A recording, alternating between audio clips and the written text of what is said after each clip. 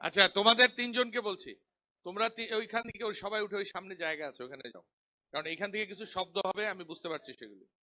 চলে আসো। হ্যাঁ, এই আড়ালে থাকার দরকার নাই, তুমিও যাও ওখানে।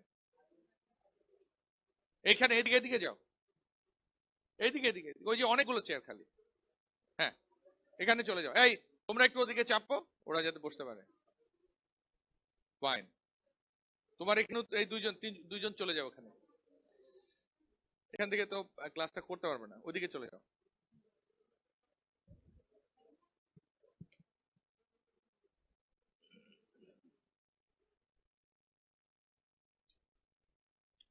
তোমাদের বসার ব্যাপারে বলি, এই যে তোমরা বসেছো না, এইভাবে বসতে নেই, তোমরা আগে ওই পাশে যাবে। দুনিয়ার সমস্ত জায়গায় যারা আগে ওঠে তারা বাসের পেছনে বসে, বসতে বসতে জায়গাটা ফিল আপ হয়, আর আমাদের এখানে গিয়েই আমরা দরজায় বসে থাকি, আর অন্যদের তাদেরকে মারিয়ে যেতে হয়। ওকে, বসো। ওয়ান্ডারফুল। সো আমরা ready, we can move. Okay, and you can watch your television screens like the whole program is going to be live for 1 hour from 11 to 12. And I think you already informed some of your friends, family members who can watch the class. And you also have opportunity to interact. And I will be offering lots of opportunities for you so that you can talk. Okay. But still you are talking. Still you are talking. It's very difficult to keep us silent. Okay.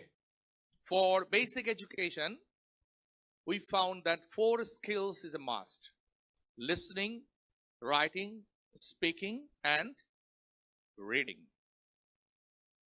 For higher education, it's a indicator. It's an indicator to understand that, like, whether you can listen, whether you can understand. Once you can listen, you can understand. Once you understand things, then you can speak. Once you can speak, understand, and read and listen, you can write. But most of our education system is, we are always evaluating your writing skills. We have very few opportunities to learn how to present, how to speak, or how to think. And I'm sure you got number of classes, including Honorable Vice Chancellors, Izzatur Rahman Shajol, and some others, from where now you can evaluate your skills or your strength, your weakness, and your opportunities, that we call SWOT analysis. শুনেছো না এই কথাটা, যে আমাদের প্রত্যেকের কিছু সামর্থ্য আছে, কিছু শক্তি আছে, আমাদের প্রত্যেকের কিছু দুর্বলতা আছে, যেই দুর্বলতাগুলো আমাদের কাটিয়ে উঠতে হয়। এবং প্রত্যেকটা মানুষের কাজের পেছনে কাজ করতে গেলে সেখানে কিছু থ্রেট থাকে, এবং সেই থ্রেটটাকে জয় করে আমরা সেখানে আমাদের সুযোগটা তৈরি করি। ধরো, কালকে থেকেই বা আজকে থেকেই তোমাদের 8:30টার ক্লাস শুরু হবে। দেখবে যে আমাদের ছোট্ট ছোট্ট শিশুরা সকালবেলা ক্লাসে যায় কয়টায়? 7টায়। কিন্তু আমরা 8:30টার ক্লাস হলে মন খারাপ হয়ে যায়, এত সকালে উঠবো কি করে। অথচ তুমি যখন কাজ করবে, ব্যবসা করবে, চাকরি করবে, তখন তোমার অফিসে যেতে হবে হয়তো 8টায়। তো সেই অভ্যাসটা যদি তুমি গড়ে না তোলো, সেই অভ্যাসটা গড়ে তুলতে গিয়ে যদি তোমাকে হোঁচট খেতে হয়, তুমি ক্লাসে আসতে পারো না 8:30টায়, অসম্ভব।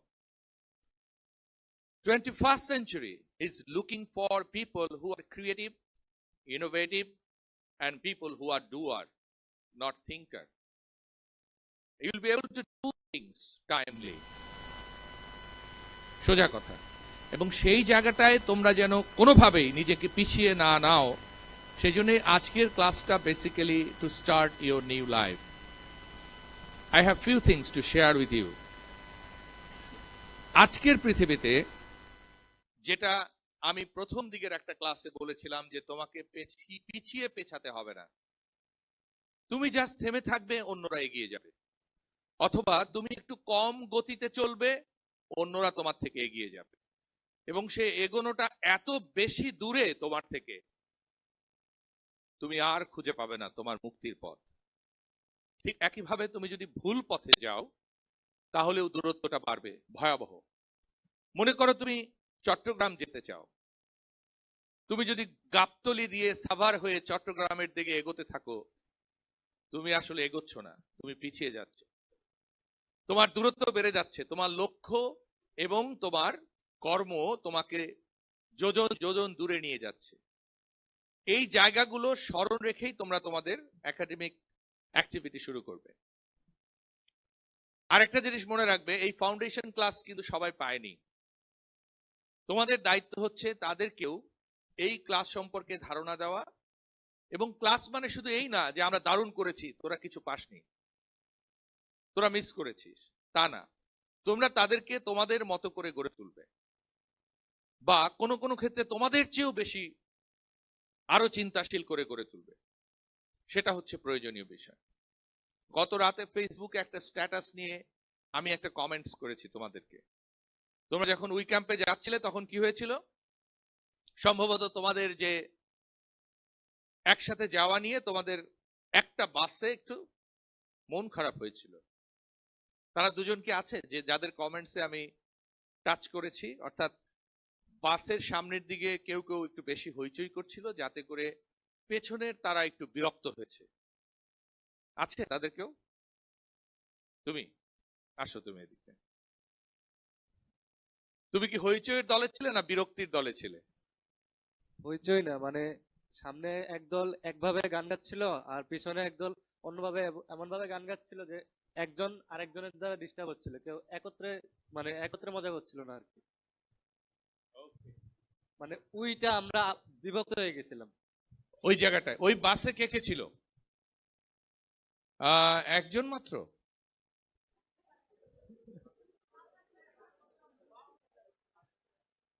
হতেই পারে যে কাউসার ওর স্যার ছিল ওই বাসে। হ্যাঁ, ওই বাসে কাউসার স্যার ছিল। ওই বাসে কাউসার স্যার ছিলেন। কাউসার ছিল যে বাসে, ওই বাসটা। ওকে, থ্যাংক ইউ, থ্যাংক ইউ। হাত নামাও। তাহলে তুমি কি বিরক্ত হয়েছিলে? না, তুমি হইচই করেছিলে? দুনো দলই হইচই করেছিল, কিন্তু আলাদা আলাদা ভাবে। আমি বলেছিলাম যে একসাথে হই, তাহলে মজাটা বেশি হবে, আচ্ছা, আমরা উই হই, আর আমরা আলাদা আলাদা ভাবে উই না হই। আহা, তো ফেসবুকে ওই ওই দায়িত্বটা কি তুমি স্বীকার করেছো কালকে? আচ্ছা, ওকে, ও আমার কাছে এই জন্য গুরুত্বপূর্ণ যে একসাথে হইচই করতে ব্যর্থ হওয়াতে ওর যে কষ্টটা হয়েছিল। হ্যাঁ হ্যাঁ, কে এই যে এত জোরে আওয়াজ করলো? কে? এই চলে আসো, চলে আসো, ওই আওয়াজটা দরকার আমার। আসো আসো। হুম,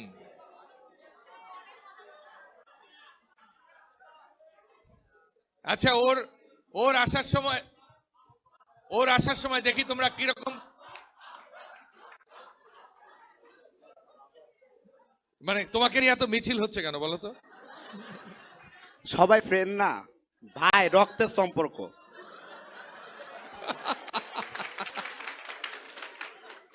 শুধু ভাইদের দেখলে বোনদের কি হবে? আহা, ওদের কথা নাই বলি আমরা, ওরা ভিতরে ভিতরে।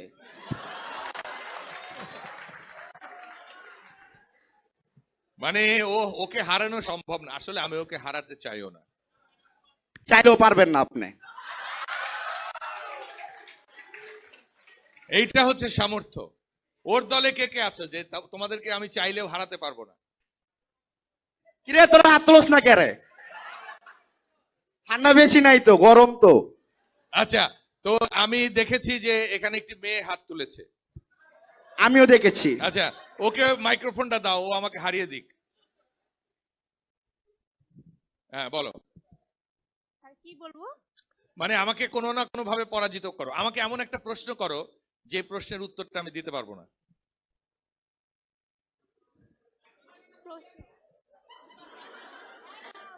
Time over. দেখো, ওকে যে সুযোগটা দিয়েছিলাম, ও যদি জিজ্ঞেস করতো যে আমার নাম কি বলেন তো, আমার পক্ষে উত্তর দেওয়া সম্ভব ছিল না। কি তুমি প্রশ্ন করবে?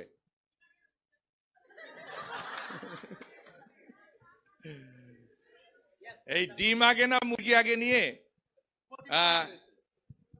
তোমাদেরকে একটা গান শুনিয়ে দেই। ওকে, এবং গানটা আমি শোনাবো আমার একটা আর্টিফিশিয়াল ভয়েসে, এটা আমার ভয়েস না কিন্তু অন্যদের, ঠিক আছে?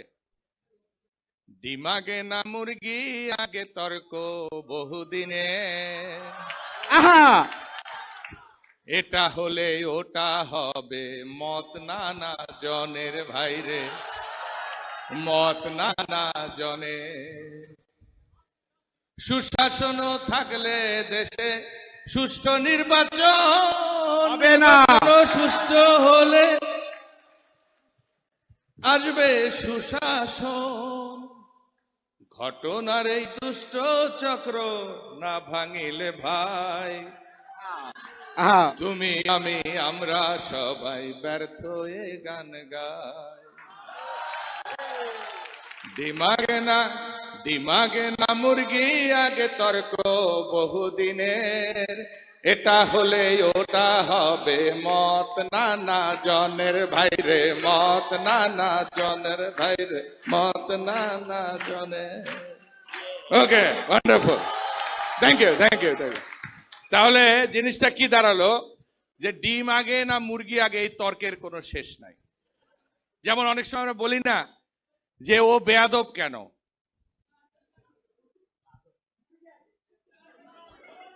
না ও বেয়াদব হচ্ছে যে ওর আদব নাই।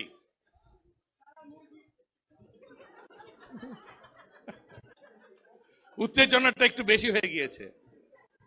তো যাই হোক, আমি তোমাদেরকে যেটা বলতে চাই সেটা হলো, ইটস এ গুড কোয়েশ্চেন,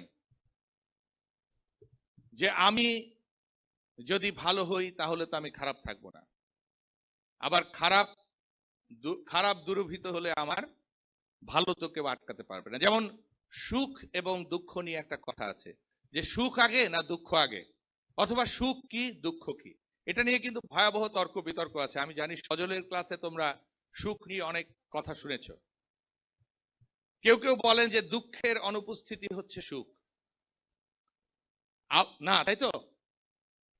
কে বললো না?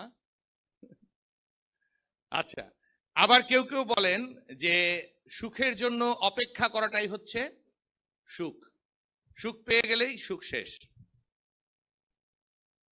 মানে এই ধরনের নানা ধরনের কথা আছে। কাজেই পৃথিবীতে প্রত্যেকটা জিনিস, শুধু ডিম এবং মুরগি না, পৃথিবীতে প্রত্যেকটা জিনিসই কিন্তু একটার সাথে আরেকটা রিলেটেড। যেমন আমরা অনেক সময় নিজেদের অবস্থার পরিবর্তন করতে চাই। আমরা অবস্থার পরিবর্তন কেন করতে পারি না? কারণ অবস্থাটা পরিবর্তন হবে না। কেন হবে না? কারণ আমি করব না। বহু মানুষ আছে এরকম। ছোট শিশুদেরকে দেখবে, দূর থেকে তুমি যদি বলো হবে না, ওরা কি বলবে? যদি বলো হবে, মানুষ কিন্তু মূলত খুবই ঘাওড়া প্রকৃতির, এবং পৃথিবীতে মানুষের আবির্ভাব কিন্তু নিয়ম মেনে হয়নি, নিয়ম ভেঙে হয়েছে। যেটাকে তুমি বলবে না, ও বলবে হ্যাঁ, আবার যদি বলো হ্যাঁ, বলবে যে না। এবং এই যে প্রবণতাটা মানুষের, এইটার আমাদের মধ্যে কম বেশি সবার আছে। কখনো কখনো এত ভয়াবহ হয় কোনো একটা বিষয়কে নিয়ে, তুমি নিজে বুঝতে পারছো যে কাজটা তুমি অন্যায় করেছো, কিন্তু যেহেতু তুমি সৃষ্টির শ্রেষ্ঠ জীব এবং তোমার মাথায় একটা পোকা আছে, তুমি মানতে রাজি না অন্যেরটা, তুমি যেটা বলেছো এইটাই ঠিক, নিজের মধ্যেও একটা যুদ্ধ চলছে। তুমি বুঝতে পারছো যে কাজটা অন্যায় হয়েছে, ঠিক হয় নাই, আমার সরি বলা উচিত, কিন্তু আমি বলবো না। বহু জোর করে হয়তো তোমাকে নিয়ে যাওয়া হলো, সরি বলেন, যা বললো ঠিক আছে মাফ করে দিয়েন, সরি ভুল হয়ে গেছে। এইটা তো আরেকটা চপেট আঘাতের চেয়েও বেশি ভয়াবহ। সো এই যে তোমার মন থেকে তুমি সরি বলবে কি বলবে না, এটা তোমার ব্যাপার। ঠিক একইভাবে তোমাদের বডি ল্যাঙ্গুয়েজের মধ্যে একটু খেয়াল করবে। তোমাদের একটা ভয়াবহ দিকের কথা বলি, যারা ফাউন্ডেশন ক্লাস করে তাদের একটা খুব ছোট অংশ ক্যাম্পাসে খুব বেয়াদব হিসেবে ইভ্যালুয়েটেড হয়। কারণ কি, তোমরা একটু বেশি পেয়ে যাও তো আমাদেরকে, এই রেফারেন্স দিয়ে তোমরা অনেক সময় অনেকের সাথে মিসবিহেভ করে ফেলো। সেই জন্য আজকের শেষ ক্লাসটাতে আমি তোমাদের বলতে চাই, তোমাদের সাথে আমাদের সম্পর্কটা অন্যদের থেকে এগিয়ে। যারা আজকে ভর্তি হবে, কালকে ক্লাসে যাবে, তোমরা জানো যে কালকে অ্যাডমিশন টেস্ট হয়েছে, তারা যেন মাইনরিটি কমপ্লেক্সে না ভোগে। অর্থাৎ তোমাদের কারণে তারা যেন মনে না করে যে তোমরা অনেক ক্ষমতাবান, তারা অনেক ক্ষমতাহীন। সেই কারণেই কিন্তু আমি বলছি যে তোমাদের দায়িত্ব হচ্ছে যারা ফাউন্ডেশন ক্লাস পায়নি তাদেরকে বেশি বেশি সহযোগিতা করা। ক্ষমতা কিন্তু প্রদর্শনের বিষয় নয়, ক্ষমতা হচ্ছে বিতরণের বিষয়। মনে করো তুমি তোমার বন্ধুর সাথে একটা রেস্টুরেন্টে খেতে গিয়েছো, বা দু বন্ধু ঠিক করলে দুজন রেস্টুরেন্টে খাবে, হিজ হিজ হুজুস। তুমি কোন রেস্টুরেন্ট সিলেক্ট করবে এটা অবশ্যই তোমার মাথায় রাখতে হবে যে তোমার যে বন্ধু সাথে আছে তার সেই ক্ষমতা আছে কিনা ওই রেস্টুরেন্টের খরচটা বহন করার। দুটো শব্দ আছে ইংরেজিতে, একটা হচ্ছে পাওয়ার আর একটা হচ্ছে এম্পাওয়ারমেন্ট। পাওয়ার হচ্ছে যেটা সচরাচর আমরা দেখি, আর এম্পাওয়ারমেন্ট হচ্ছে যেটা সচরাচর আমরা দেখি না। আমরা কি দেখি না? আমরা দেখি না যেটা তুমি করো না। মনে করো আমার অনেক ক্ষমতা আছে, আমি তোমাকে একটা ঘুষি দিতে পারি, কিন্তু আমি দিলাম না। এই যে না দেওয়াটা, ঘুষিটা, এটা হচ্ছে এম্পাওয়ারমেন্ট। আর এই যে ঘুষিটা দেয়া, সেটা হচ্ছে পাওয়ার। পাওয়ারফুল হওয়ার চেয়ে এম্পাওয়ারফুল হওয়াটা মানুষের জীবনে অনেক বেশি জরুরি।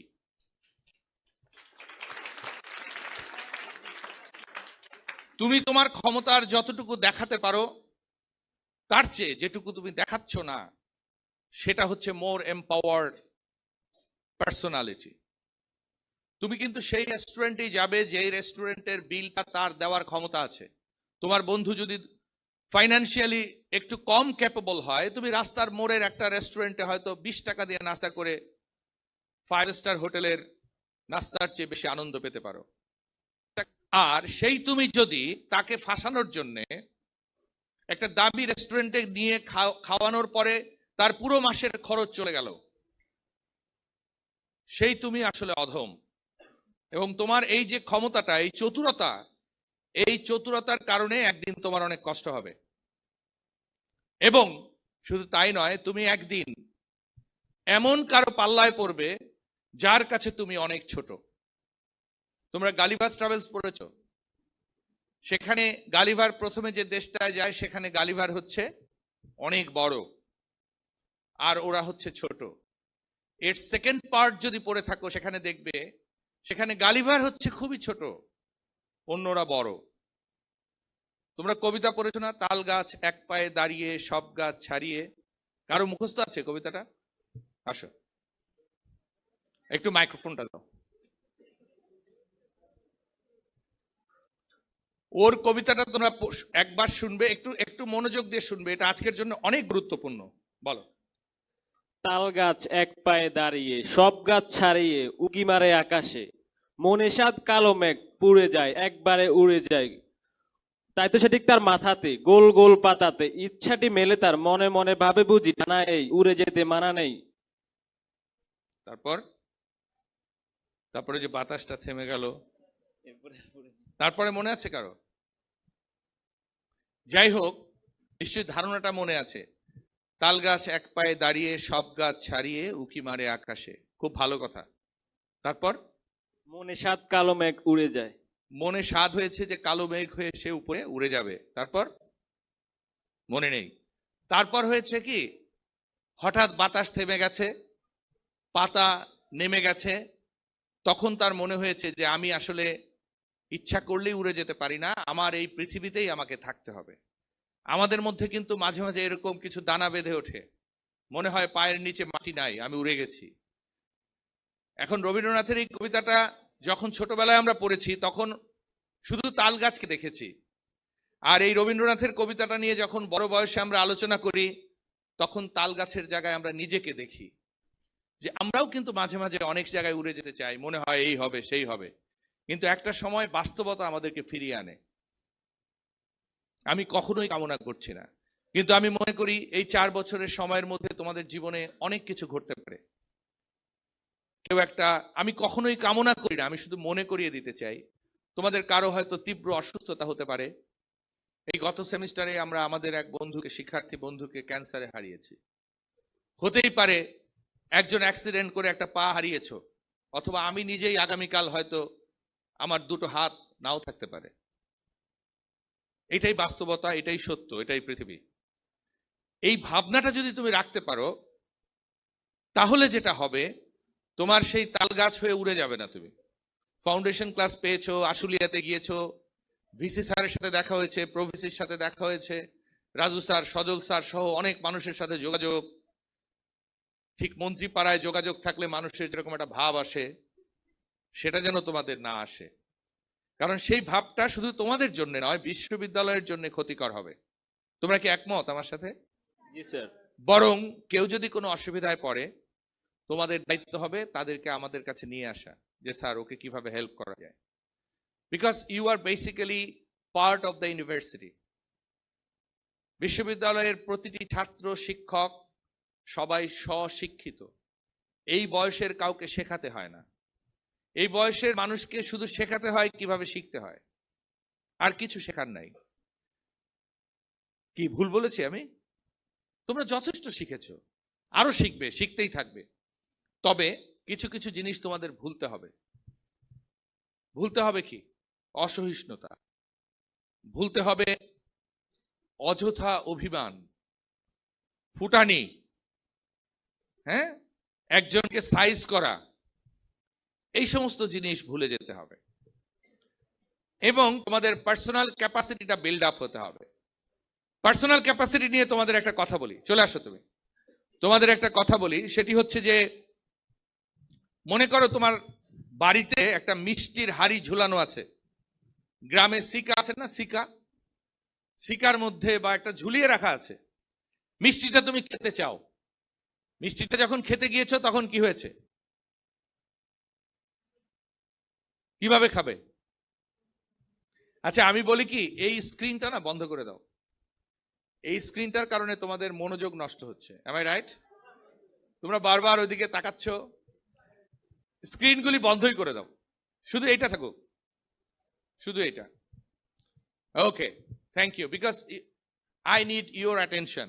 তোমরা পর্দার দিকে তাকিয়ে আছো, আমার দিকে না। এনিওয়ে, তার মানে আজকে আমাকে খারাপ দেখাচ্ছে সেই জন্য তাকাচ্ছ তা কিন্তু না, তোমরা নিজেদেরকে দেখতে চাচ্ছ। বিশেষ করে উই ক্যাম্পের পরে যে ছবি টবি তুলেছো, তাতে কিন্তু নিজেদের প্রতি একটা কনফিডেন্স বেড়ে গেছে যে তোমরা এত সুন্দর। দ্যাটস গুড, ডেফিনেটলি, তা অনেক ভালো। আচ্ছা, তোমাদেরকে এখন আমি 3টা শব্দ শেখাবো। একটি হচ্ছে পার্সোনাল ক্যাপাসিটি, আরেকটা হচ্ছে ম্যানিপুলেশন, আরেকটা হচ্ছে ফ্লুক। এখন ওই যে বললাম যে মিষ্টির হাড়ি থেকে মিষ্টি পেরে খাবে, তোমার পার্সোনাল ক্যাপাসিটি থাকলে তুমি কি করবে? নিজে মিষ্টিটা নামিয়ে ওখান থেকে খাবে, ভেঙে ফেলবে, সেটাও পারো। কিন্তু সেই যোগ্যতাটা খুব ভালো না, ভেঙে ফেললে অনেকগুলো মিষ্টি নষ্ট হয়ে যাবে, অথবা তোমার পরে যদি কেউ মিষ্টিটা খেতে চায় সে খেতে পারবে না। সেজন্য যার পার্সোনাল ক্যাপাসিটি আছে সে মিষ্টিটা নামাবে, খাবে এবং ওখানে রেখে দেবে যাতে অন্যভাবে নষ্ট না হয়। শিকায় কেন মিষ্টি রাখে? প্রিজার্ভেশনের জন্য, গুড প্রিজার্ভেশন। এনিওয়ে, এইবার আসো, তোমার পার্সোনাল ক্যাপাসিটিতে তুমি এইটা খেতে পারো। আর তোমার যদি পার্সোনাল ক্যাপাসিটি না থাকে, তুমি যদি অলস হও, তুমি অপেক্ষা করবে কেউ যদি পেরে খায় তাকে বলবে ভাই আমাকে একটা দাও না। এটা হচ্ছে ফ্লুক। ওই যে ঝড়ে বক মরে ফকিরের কেরামতি বাড়ে, নিজের কোনো যোগ্যতা নাই, খেলে আর কি। আরেকটা হচ্ছে ম্যানিপুলেশন, অর্থাৎ তুমি নিজে পারবে না, খাবেও না, নিজের যোগ্যতায় খাবে না, তুমি কি করবে? আরেকজনকে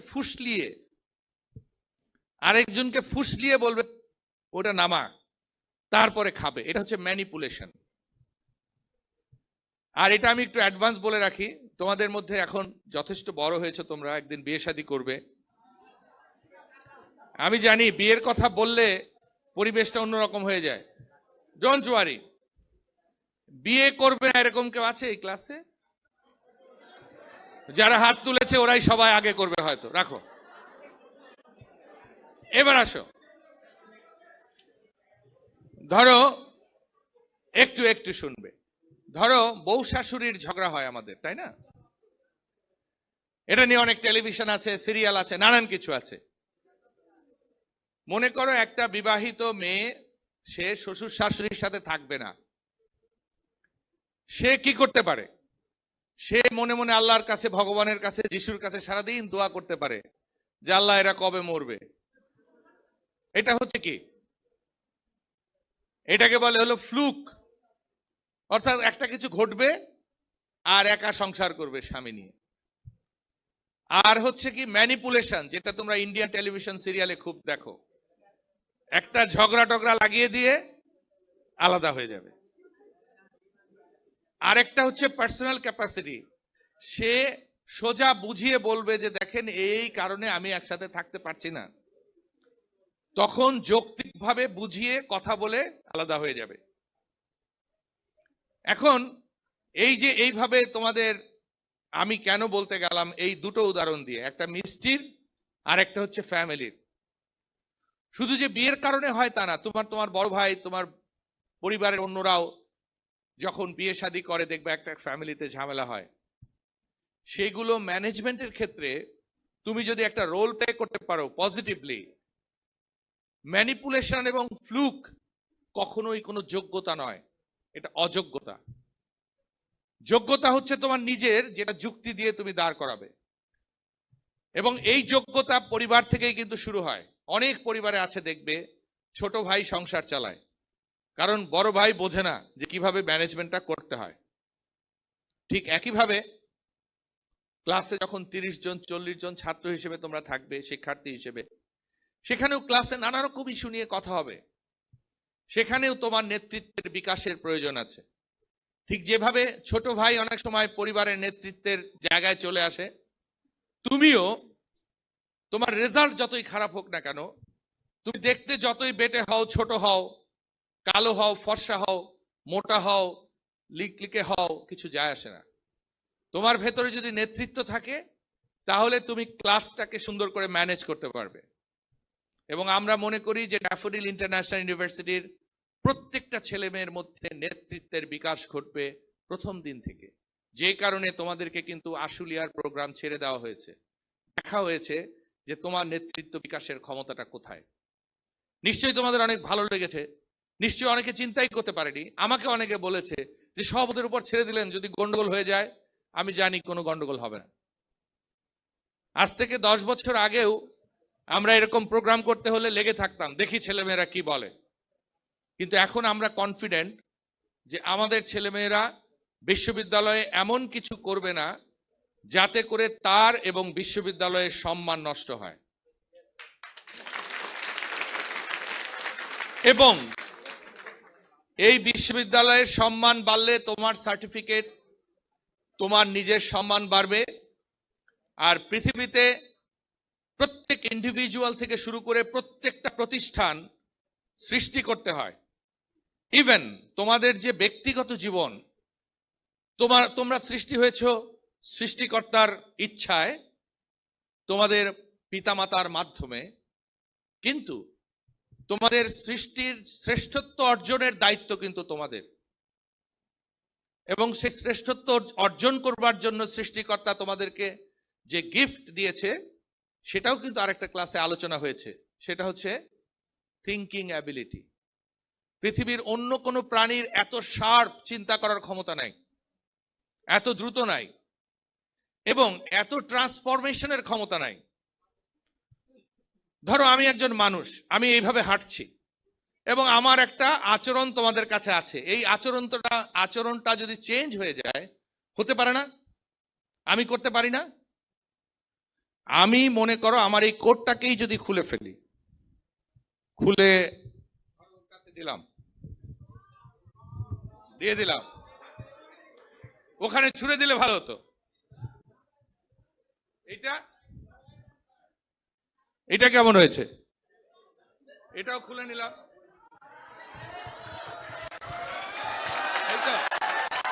সো তোমরা বুঝতে পারছো? হ্যাঁ, it's a new look and it's up to me. I can create myself in this way. Am I right? And I can walk even. আমি ধরো কালকের ক্লাস থেকে যদি তোমাদের ক্লাসে এন্ট্রি নেই এইভাবে যে ধরো এই বেয়াদব গুলো হাসছো কেন? হ্যাঁ? So what's wrong? I can do it. Am I right? So it is you and you have option. How you want to show yourself, how you want people to watch you, how you want to show what you want to show.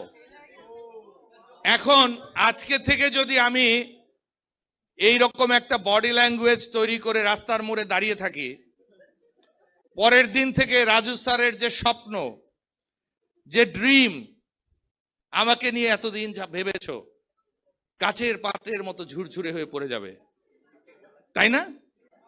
অথবা আগামীকাল সকালেই ধরো এই সমস্ত কিছু change হয়ে গেল আরো উল্টা ভাবে, অন্যভাবে। এটাও দেখাচ্ছি, কারণ আজকে তোমাদের এই সময়ে আমি কথার চেয়ে প্র্যাকটিক্যালি দেখাতে চাই। আগেরটা আমি মনে করো কি ছিল, ধরো আমি কালকে থেকে এভাবে আসলাম যে আর্ট অফ লিভিং হচ্ছে মানুষের জীবন যাপনের কলা, এবং তোমরা জানো যে আমাদেরকে কিভাবে চলতে হবে, কথা বলতে হবে, এটা আমাদের জেনে জেনে করতে হবে। অথবা হঠাৎ করে আমার মনে হলো যে এই ছেলে পেলেগুলো সব বেয়াদব, এগুলো আমাকে ঠিক মতো শোনে না, কথা শোনে না, এই জন্য চিৎকার করে কথা বলতে হবে। আমার ভয়েসটা ধরো এখন তো এই জায়গা থেকে নানা জায়গায় মুভ করে, সেটা করে এখানে নিয়ে আসলাম, এসে বললাম যে শোনো, আর্ট অফ লিভিং এর ব্যাপারটা এটা তোমাদেরকে বুঝতে হবে। হাসছো কেন? একটা চড়বে দাঁত খুলে বলে বেয়াদব হতে পারে। So it is you, just it's you. এখন বলো, তোমরা কি বিশ্বাস করো যে it is you and only you? Please be silent. It is you and only you can create yourself, nobody else.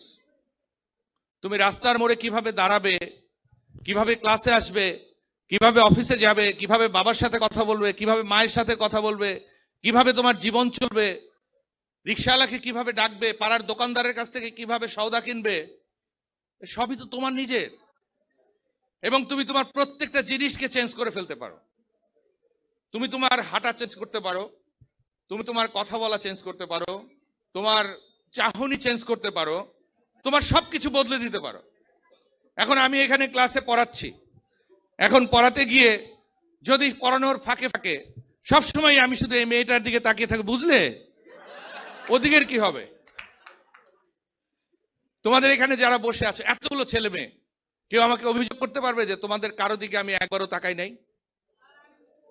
ওইখানে পিছনে 3-4 জন থাকতে পারে ওখানে, এবং আমি কিভাবে তাকাবো? তোমরা তো আমার দিকে তাকাও নাই, আমি বহুবার গিয়েছি। আচ্ছা, তার মানে মেজরিটি তো ফিল করো যে আমার আই কন্টাক্ট আছে। ওকে, তাহলে এই যে আই কন্ট্যাক্ট কিন্তু মানুষের পার্সোনালিটির একটা বড় ব্যাপার। এটা আমরা অনেক সময় বুঝি না, অনেক সময় আমরা বুঝতে পারি না যে আই কন্ট্যাক্টটা কি। এবং মানুষের চোখের মধ্যে অত দূর থেকে দেখতে পাবে না, এই যে এই চোখটা যদি আমি বদলে ফেলি, আমার চরিত্র বদলে যায় না? এই চোখটা যদি এরকম ফ্যাল করে কথা বলে, যে তাহলে একরকম, বাট এই চোখটা যদি খুব চালাক হয়ে যায় এটা অন্যরকম। হয়তো তোমরা অনেকে আমাকে দেখতে পাচ্ছ না, কিন্তু ধরো আমার ভিতরে একটা চতুরতা, ভয়াবহ রকম হিংসা, এগুলো সব, হ্যাঁ এইসব। সো এগেইন আমি এই জায়গাটাকে যে জায়গায় নিয়ে আসতে চাই সেটা হলো যে তোমাদের এটা কি আমি তোমাদের এগ্রিমেন্ট পেতে পারি যে তোমরা মনে করো যে তোমাদের প্রত্যেকের ক্ষমতা আছে নিজেকে বদলে ফেলার। আচ্ছা বলো, বিউটি পার্লারে গিয়ে তোমরা বিউটিফুল হতে পারবে?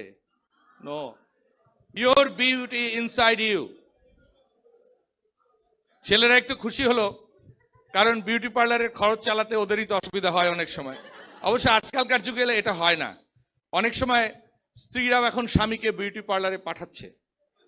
আমার স্ত্রী কিছুদিন আগে আমাকে বলল যে তোমাকে তো, আমার হেয়ার স্টাইল নিয়ে তার অনেক চিন্তা, যে তোমাকে তো ঠিক মতো চুল কাটানো যাচ্ছে না, তো তোমাকে এরপরে আমি যখন পার্সোনায় যাব তোমাকে নিয়ে যাব। তা আমি বললাম যে ভালো, পার্সোনায় যাবে, নিয়ে যাবে, তো চলো যাই। তো গিয়ে আমি সেখানে দেখলাম যে আমাদের বিশ্ববিদ্যালয়ের একজন খুব নামকরা প্রফেসর ওখানে ফেসিয়াল করে বের হলো। We are happy. Nothing wrong. This is 21st century. Everything is transparent. একটা কথা প্রায় শুনবে, যায় দিন ভালো আসে দিন খারাপ। এটা একটা ডাহা মিথ্যা কথা। Today is better than yesterday. Think with the philosophy of positiveness. যারা ভাবে যে যায় দিন ভালো আসে দিন খারাপ, আমি যদি বোর্ডের ওখানে যাই, তোমরা একটু বোঝার চেষ্টা করো। ধরো একজন ভাবছে যায় দিন ভালো আসে দিন খারাপ, তার যে দিনটা আজকে যদি সে এখানে থাকে, যে দিনটা চলে গিয়েছে সেটা কোথায় ছিল? উপরে। আর যে দিনটা আসবে সেটা কোথায়? নিচে। তার মানে এটা হচ্ছে একটা ডাউনওয়ার্ড স্লোপিং কার্ভ। আর যদি তুমি চিন্তা করো যে today is better than yesterday, তুমি এইখানে, তোমার ইয়েস্টারডে কোথায় ছিল? নিচে, অ্যান্ড টুমরো ওপরে। So it's a philosophy. Life is simply setting up your own philosophy so that you can enjoy your happiness or unhappiness. এখন তুমি যদি মনে করো যায় দিন ভালো আসে দিন খারাপ, তাহলে সারা জীবন তোমার শুধু কষ্টেই থাকতে হবে, যে আজকেও খারাপ গেল, আগামীকাল আরো খারাপ যাবে। তো তুমি বাঁচবে কিসের আশায়? তুমি কেন এত কিছু করবে যদি তোমার মধ্যে তোমার দর্শনটাই হয় উল্টো? কাজেই উল্টো দর্শনে ভুলবে না। তোমরা এখন কলেজ থেকে এসছো, তো কলেজে বেড়াতে গেলেই দেখবে বলবে, দারোয়ান থেকে শুরু করে অনেকেই বলবে, আরে মামা আপনাকে দিন কি আর আছে, আজকালকার পোলাপান খুব বেয়াদব। এইটা বলার একটা কারণ আমি খুঁজে বার করেছি। এটা হলো কি, যাতে তোমরা ওদেরকে কিছু দাও, যে তোমরা অনেক ভালো। পৃথিবীতে ভালোর পরিমাণে বেশি, ভালোটার সাথে থাকো তাহলে ভালো থাকবে, সেটা একটু চিন্তা করা দরকার, চেষ্টা করা দরকার। এইবার আসো, অলমোস্ট আমরা আর 20 মিনিটের মতো এই ক্লাসটায় থাকবো। এই 20 মিনিটে আমি তোমাদের একেবারে ইন্ডিভিজুয়াল ফিলিংস শুনতে চাই, যেই ফিলিংসটা, যে শেয়ারিংটা থ্রু দিস অনলাইন ব্রডকাস্ট সারা পৃথিবীর মানুষের জন্য একটা মেসেজ ক্যারি করবে। এবং তোমরা নিশ্চয়ই সেদিন একমত হয়েছিলে যে পৃথিবীর সব পরিবর্তন যে আমেরিকা থেকে হতে হবে, সব পরিবর্তন যে ঢাকা বিশ্ববিদ্যালয় থেকে হতে হবে তা নয়। পরিবর্তন যে কোনো জায়গা থেকে হতে পারে, এবং daffodil international university can make a change. যেই চেঞ্জটার নায়ক, মহানায়ক, নায়িকা, মহানায়িকা যাই বলো, সেটা হচ্ছে তোমরা। সো আমার এখন কিছু সুপারস্টার দরকার অন স্টেজ, যাদের কাছ থেকে আমি শুনতে চাই যে 21st সেঞ্চুরির এই যে একটা প্যারাময় জীবন, তাই না? তোমাদের জীবন প্যারাতে পরিপূর্ণ না? প্যারা তো একটা শব্দ, তাই তো? এখন সবচেয়ে বেশি প্যারায় আছো কে এখানে? অনেকেই। বাহ। আচ্ছা, সবচেয়ে বেশি আনন্দে আছে কে? প্যারা এবং আনন্দ দুটো? আচ্ছা, প্যারা এবং আনন্দ এই দুটোর মধ্যেই আছে কে কে? আসলে সংখ্যাটা আমি কমানোর চেষ্টা করছি, কিন্তু কোনোভাবেই পারছি না, সেটা হলো ব্যাপার। প্যারা এবং দুঃখ তো প্যারালাল।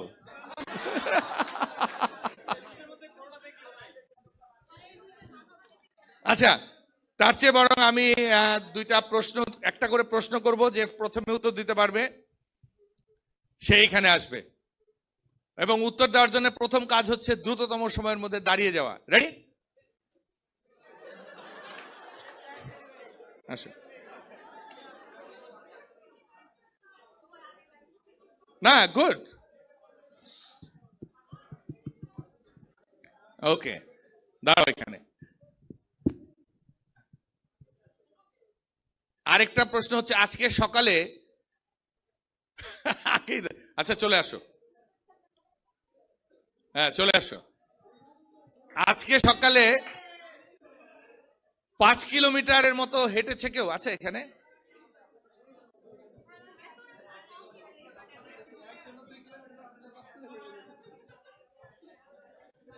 আচ্ছা আচ্ছা, এখানে একজন দাঁড়িয়ে আছে নীরবে, আসো তুমি দেখি। আর একেবারে পেছনে কে দাঁড়িয়েছিল? একদম পেছনে, সে আসবে। সবার পেছনে যে দাঁড়িয়েছে, ঠিক আছে, থ্যাংক ইউ, গুড। মাইক্রোফোনটা দিয়ে দাও এবার।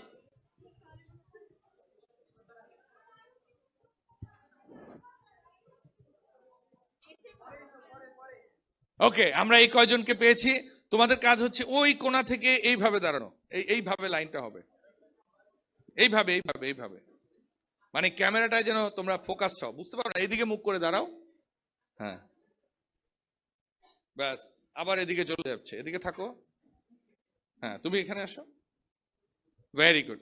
এখন লাইনটা পাওয়া গিয়েছে, তাই তো? কি বলার জন্য এসছো তুমি এখানে? কিছু না। কিচ্ছু না, আচ্ছা ওকে দাও। স্যার আমি স্যার একটা স্টেজ খুঁজতেছিলাম, যে কিছু একটা বলার জন্য, স্যার যে এই গল্পটা আসলে আমি, আমার বাবা সবসময় আমাকে বলতো ইন্সপায়ার করার জন্য লাইফে। তো আসলে এই গল্পটা আমি আজকে শেয়ার করতে চাই, সবাই আছে এখানে, বলো। এই গল্পটা শেয়ার করতে চাই।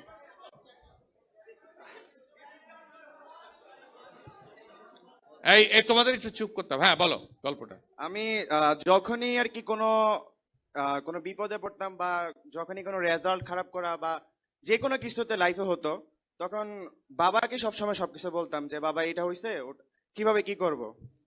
তো বাবা একটা গল্প, আমি যখন ক্লাস 7-এ পড়ি, আমার বার্ষিক পরীক্ষার রেজাল্ট খুব খারাপ হয়েছিল, আমি হচ্ছে টপ 10 থেকে আউট হয়ে গেছিলাম।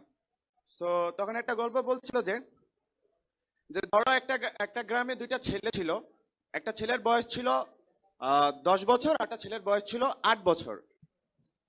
তো তারা খুব বন্ধু ছিল। গ্রামের কিন্তু পরিবেশটা এমন হয় যে তারা খুব বন্ধুত্ব সুলভ হয়, তারা সবসময় বন্ধুত্বের মাঝে থাকে, ছোট বড়টা খুব মেজর করে না গ্রামে। তো তারা সবসময় বেস্ট ফ্রেন্ডের মতো একসাথে চলাফেরা, খাওয়া দাওয়া, গোসল সবকিছু একসাথে হতো। তো একদিন তারা চিন্তা করলো যে, দুইটাই ছেলে ছিল, ডোন্ট, হ্যাঁ। সো তো একদিন তারা চিন্তা করলো তারা গ্রামের বাহিরে যাবে। তো গ্রামের বাহিরে যাবে, ওকে ফাইন। তারা গ্রামের বাহিরে গেল। যাওয়ার পরে পাশে গ্রামে একটা কুয়া আছে, কুয়ার সামনে যায় তারা খেলতে খেলতে 10 বছরের যে ছেলেটা, ওই ছেলেটা কুয়াতে পড়ে গেছে। তো পড়ে যাওয়ার পরে আর কি 8 বছরের ছেলেটা আশেপাশে তাকে দেখতেছে কেউ নাই, কেউ না থাকার পরে হচ্ছে সে কি করবে ভেবে বুঝতেছে না। তো এই কারণে সে পাশে দেখতেছে একটা বালতি আছে, একটা রশি আছে, সেটা নিচে ফালাইলো। ফালানোর পরে তার সকল মানে শক্তি দিয়ে সে ছেলেটাকে, 10 বছরের ছেলেটাকে উঠাইছে। তো উঠানোর পরে হচ্ছে তারা খুব কোলাকুলি করতেছে, সবকিছু করতেছে, কিন্তু তাদের হঠাৎ করে তাদের মধ্যে একটা ভয় সৃষ্টি হলো যে আমরা যদি বাসায় যাই যদি এই কথা বলি যে আমরা অন্য জায়গায় ঘুরতে এসে না বইলা যে আমরা আসলে পড়ে গেছি, তাহলে অনেক বকাবকি করবে। যাক, যাই চিন্তা তাই কাজ, তারা গেল বাসায় গিয়ে বললো যে এরকম এরকম হয়েছে। কিন্তু তাদের কথা কেউই বিশ্বাস করলো না যে 8 বছর একটা ছেলে 10 বছর ছেলে কিভাবে উঠাইতে পারে, এটা সম্ভবই না। পুরা গ্রামে কথাটা ছড়িয়ে গেল, পুরা গ্রামে জিনিসটা আর কি হয়ে গেল যে এটা সম্ভব না, কিভাবে সম্ভব। তো গ্রামে কিছু মাতব্বর থাকে, পঞ্চম মণ্ডপ যেটাকে আমরা বলি। তো ওই পঞ্চম মণ্ডপে একজনের কাছে গেল, পুরা গ্রামবাসী গেল। তো যার পরে বলতেছে এইসব কাহিনী, যে ছেলেটা বলতেছে 8 বছরের ছেলেটা 10 বছর ছেলেটাকে টাইনা তুলতেছে। তো পঞ্চবটন বললো তো ঠিক আছে, কাহিনী তো সত্য, দেখো যা বলতেছে তা সত্য। তো গ্রামের মানুষ তো খুব অবাক হয়ে গেছে, কিভাবে এটা সত্য হয়। So, আমি একটু যদি বলি যে কেউ কি বলতে পারবা যে কিভাবে এই জিনিসটা সম্ভব?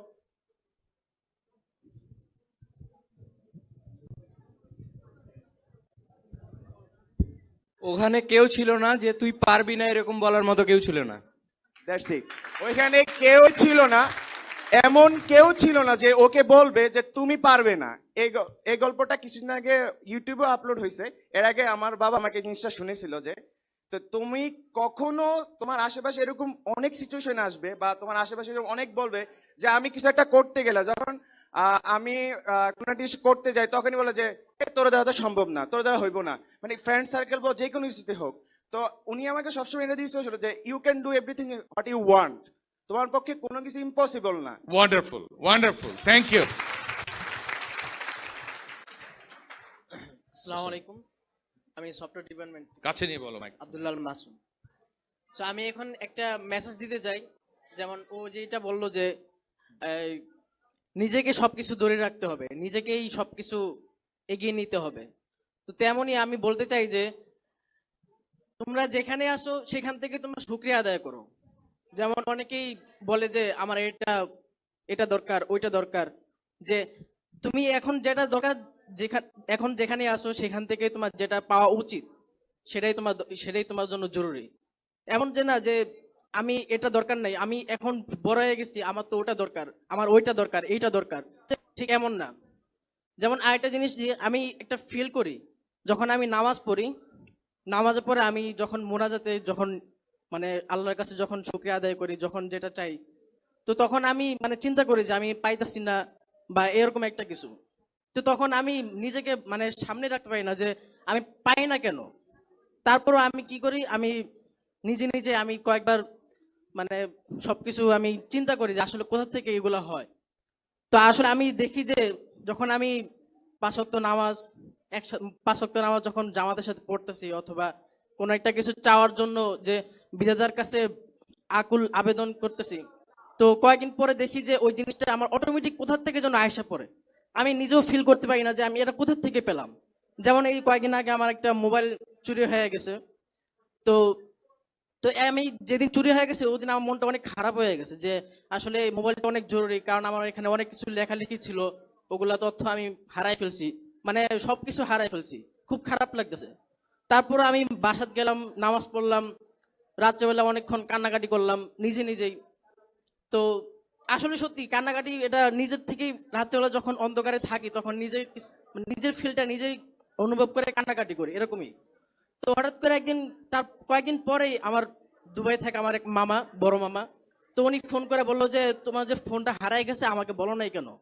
তো উনি বলতেছে ঠিক আছে সমস্যা নাই, আমি কয়েকদিনের ভিতরে তোমার একটা মোবাইল পাঠিয়ে দিতেছি। তো এটাই যে আমি আল্লাহর কাছে এটাই আমি ধৈর্য ধরে রাখছি।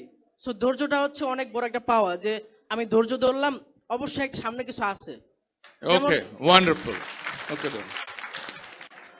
আসসালামু আলাইকুম, আমার নাম স্নিগ্ধা, এনএফি ডিপার্টমেন্ট থেকে বলতেছি। তো আমি যখন এখানে প্রথম আসি আমার রেজাল্টের কারণে মানে আচ্ছা, তোমরা কিন্তু চুপ না করলেও লাউডলি বলে লাভ নাই। Be silent. ওকে। আমি রেজাল্টের কারণে অনেক আপসেট ছিলাম। তো আমার আর্মি কমিশনারে যাওয়ার অনেক ইচ্ছে ছিল, তো আমি আমার রেজাল্টের কারণে যেতে পারি নাই, তাই আমি এখানে যে কোনো এক কোনায় এসে চুপচাপ বসে থাকতাম, মানে কখনো মাইকে বা এখানে স্টেজে আসিনি। তো রাজু স্যার একদিন বলছিল যে 4 বছরের মধ্যে যে কেউ এখানে যদি না আসতে পারে তার জীবনের অনেক কিছু সে অ্যাচিভমেন্ট করতে পারবে না। তো স্যার যখন আজকে এই অপরচুনিটিটা দিল আর আজকে লাস্ট দিন, তাই সাহস করে এখানে চলে আসলাম। Wonderful, thank you. দুটো কথা, তার প্রথম হচ্ছে ক্যামেরাটা ওর দিকে আসুক। আমরা যখন ওখানে বসেছিলাম ও অনেকক্ষণ ধরেই চেষ্টা করতেছিল যে আমার পাশে বসে বারবার দাঁড়ানো বা হাত পা নাড়ানো, ব্যাগ নাড়ানো, যাতে ওকে দেখা যায় স্ক্রিনে। হ্যাঁ, তো এখন ওকে একটু সবাই দেখো, আর ওকে একটু দেখা ক্যামেরাটাতে, ওইদিকে তাকাও। এই সবাই দেখছো তো ওকে নাম। আরেকটা কথা হচ্ছে আমার বাবা এখনো মেনে নিতে পারতেছে না যে আমি এনএফিতে ভর্তি হয়েছি। তার ধারণা আমাকে প্রতিদিন ডাক দেয়, সুন্দর করে ডাক দিয়ে বলে কি তুমি কি আরেকবার ভর্তি পরীক্ষা দিবা। বাবাকে এখান থেকে তুমি মাইকে বলে দাও। হ্যাঁ আব্বু, এরকম কোনো ইন্টেনশন নাই, তুমি চিন্তা করো না। ক্যামেরার দিকে ক্লোজ। আমি কোন Close, ভার্সিটিতে পরীক্ষা দিব না, আমি এনএফিতেই পড়বো এন্ড এটাতেই থাকবো। তুমি যতই ডাকো, আদর করে বলো বা গিফটের লোভ দেখাও, আমি যাবো না অন্য কোনো ডিপার্টমেন্টে। Thank you. এবার বলো তুমি। আমি কি বলবো, তোমরা তো যারা একটা গান ওই ক্যাম্পে গাবে। গেছিলা, হ্যাঁ হ্যাঁ, এই শোনো, তোমার আর কোনো কথা না, তুমি 2 লাইন গান গাবে। আচ্ছা, তোমরা নিশ্চয়ই আজকে লক্ষ্য করেছো যে আমি হেরে গলায় আজকে গান গেয়েছি। কেন গেয়েছি জানো? কারণ আমি জানি আজকে শেষ দিন, তোমরা যত খারাপই আমি গাই, আমাকে থামাবে না। হ্যাঁ বলো। হ্যাঁ হ্যাঁ, না চুমকি না, মানে যারা ওই ক্যাম্পে গেছিলা, হ্যাঁ তারা তো সবাই দেখছো যে আমি ওর পিছনে ঘুরছি না, ও আমার পিছনে ঘুরছে। হাতটা কে আগে বাড়ায় দিছিল? হাতটা কে আগে বাড়ায় দিছে? আচ্ছা শোনো, এই জায়গাটায় আমি একটু ইন্টারভেন করতে চাই। এই পেছনে ঘোরার ব্যাপারটা কিন্তু আরো অনেক কিছুর সাথে রিলেট করেও বর্ণনা করা যায়, আমি বলবো না। তোমরা জানো যে যখন আমরা গ্রামে থেকেছি, আমি দেখেছি আমার মা সন্ধ্যা হলেই হাঁস মুরগি সব তাড়িয়ে ঘরে নিয়ে আসতো। তারপর আমি দেখেছি যে আমাদের ছাত্ররা যখন ক্লাস ফাঁকি দিয়ে ঘোরে, তখন আমরা শিক্ষকরাও পেছনে পেছনে ঘুরি ছাত্রদের। এবং এই পেছনে ঘোরার বিষয়টা আসলে এক কথায় সেরে ফেলা যায় না, নাকি? কাজে এটা আমরা যদি বলি যে এটা কি আসলে সত্যি যে কে কারো পিছনে ঘুরেছিল? হ্যাঁ, ওয়াও, দ্যাটস গুড। আচ্ছা, এবার তুমি 2 লাইন গেয়ে ফেল। একটু অন্য টাইপের গান গাবো, হ্যাঁ বাংলা গান তো? হ্যাঁ বাংলা গান। হ্যাঁ, অন্য টাইপের আমি মনে করলাম। না, স্যার আমাদের সমাজের একটা কি বলবো, শিশু শ্রম নিয়ে একটা গান 2 লাইন গাচ্ছি আমি, হ্যাঁ। গাও। হাফ হাতা জামা, বোতাম খোলা, ছেঁড়া টি শার্ট ভেতরে, প্লাস্টিক জুতো পায়ে নেমেছে ধুলোয়, বাঁচে নিষ্ঠুরে এই শহরে। হাফ হাতা জামা, বোতাম খোলা, ছেঁড়া টি শার্ট ভেতরে, প্লাস্টিক জুতো পায়ে নেমেছে ধুলোয়, বাঁচে নিষ্ঠুরে এই শহরে। বয়স 10 না হয় 12, চোখ দুটো ভীষণ আদরে, প্লাস্টিক জুতো পায়ে নেমেছে ধুলোয়, বাঁচে নিষ্ঠুরে এই শহরে। বাসের সিটে বসে দেখছি তাকে, মিলছে না হিসেব আমার। বঞ্চিত ছোট্ট ছেলেটির নাম জহির কন্ট্রাক্টর। বাসের সিটে বসে দেখছি তাকে, মিলছে না হিসেব আমার। বঞ্চিত ছোট্ট ছেলেটির নাম Zahir Contractor, Zahir Contractor. Wonderful, thank you. তো আমার মনে হয় যে আমরা এখন যে জায়গাটায় এসছি, আমি আমাদের ইসমাইল ভাইকে অনুরোধ করবো যে ক্যামেরাটা খুলে আপনি একটু হাতে নেবেন, আর তোমরা গিয়ে তোমাদের জায়গায় বসে যাও। ক্যামেরাটা এখান থেকে প্যান করে একটু শেষের দিকে যতটুকু সম্ভব যাওয়া যায় আপনি যাবেন, এবং তোমরা হাত নেড়ে, কেউ দাঁড়াবে না, দাঁড়িয়ে হাত নেড়ে অন্তত একটা ডকুমেন্টেশন বা তোমাদের ফ্যামিলি মেম্বার বা যারা দেখছে তারা যেন তোমাদের দেখতে পারে, আপনি একটু যতটা সম্ভব তাদেরকে কভার করবেন। তোমরা তোমাদের জায়গায় চলে যাও। ওকে, তোমরা তোমাদের জায়গায় চলে যাও। আর আমাদের এই যে পুরো ফাউন্ডেশন ক্লাসকে কেন্দ্র করে আমাদের মধ্যে যে কি করতে হবে, ও স্ক্রিনটা অন করে দাও। এখন তারা বুঝতে পারবে যে কোথায় আছে। সবাই বসে থাকো, বসে খুব সুন্দর করে তোমরা এই কাজটা করবে যাতে একটা গুড ফিলিংস আমরা শেয়ার করতে পারি। হ্যাঁ, যতটা সম্ভব শেষ পর্যন্ত যায় না।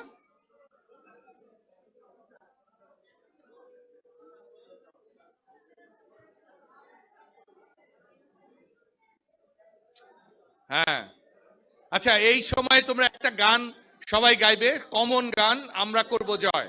Ready? 1 2 3 go.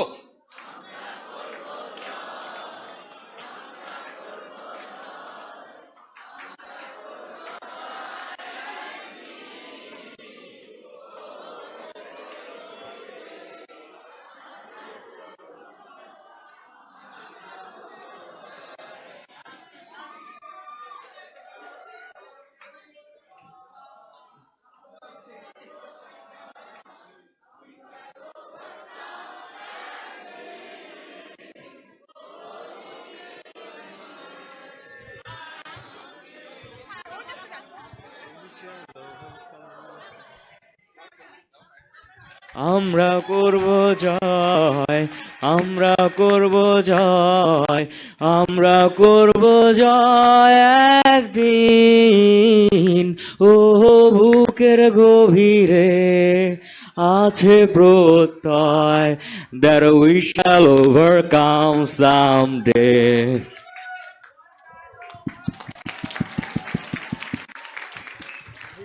Wonderful, thank you very much. এবং ক্যাম্পাস টিভি থেকে আপনারা যারা অনুষ্ঠানটা দেখলেন, আমাদের এই সমস্ত ছেলে মেয়েদের জন্য আপনারা দোয়া করবেন, আশীর্বাদ করবেন। এবং নিচে কমেন্টস লেখা যায় আপনারা জানেন, এবং কমেন্ট বক্সে যে কোনো ধরনের কমেন্টস আমাদেরকে দেবেন। এবং আমরা ভবিষ্যতে এই সকল শিক্ষার্থীদের নিয়ে আরো অনুষ্ঠান করতে চাই, কারণ বিশ্ববিদ্যালয় কিন্তু শুধুমাত্র বিশ্ববিদ্যালয়ের শ্রেণীকক্ষে নয়, বিশ্ববিদ্যালয় হচ্ছে সারা পৃথিবীতে। এবং এই বিশ্ববিদ্যালয়কে আমরা সারা পৃথিবীর মানুষের কাছে নিয়ে যেতে চাই। এবং ড্যাফোডিল ইন্টারন্যাশনাল ইউনিভার্সিটি শুধু রেজিস্টার্ড ছাত্রছাত্রীদের বিশ্ববিদ্যালয় নয়, এই বিশ্ববিদ্যালয় হচ্ছে সমস্ত পৃথিবীর মানুষের জন্য। So we want to extend Daffodil International University throughout the world. And thank you very much. Stay well. Bye.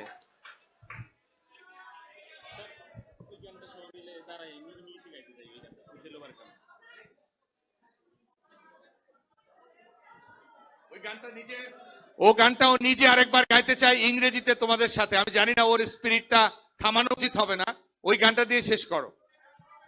We shall overcome, we shall overcome, we shall overcome someday.